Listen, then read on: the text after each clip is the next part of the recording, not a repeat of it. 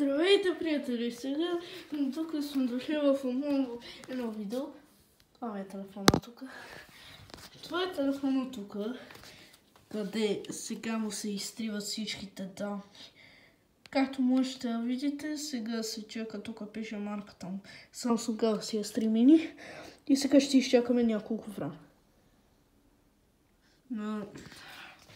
Не знам все още колко трябва. Тук ще се пусне. И сега трябва да изчакаме няколко минути. Докато всичките му файлове се изтрият.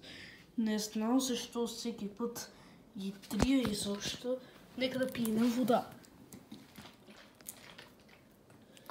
Чао. Ще пием вода.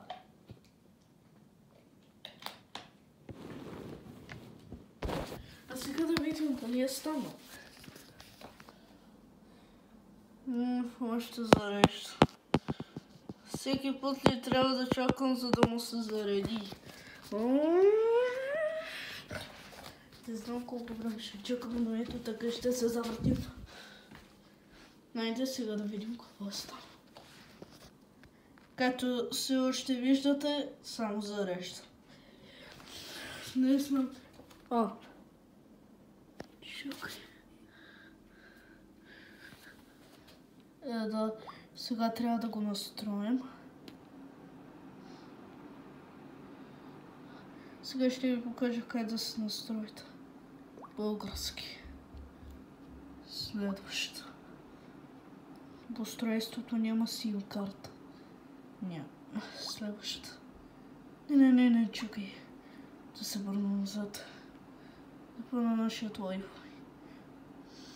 Няма да ми гледате паролата, ясно ли бе? Сега ще си я напиша.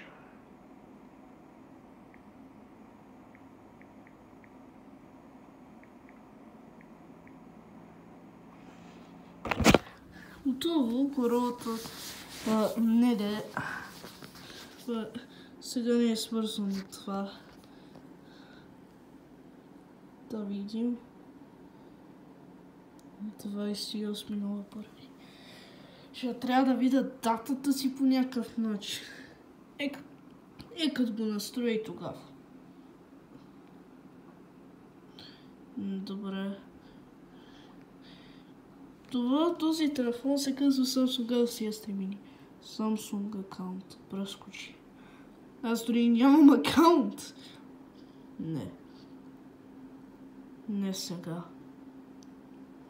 Сега това ги настройваме. Сега ще си напиша ето и това.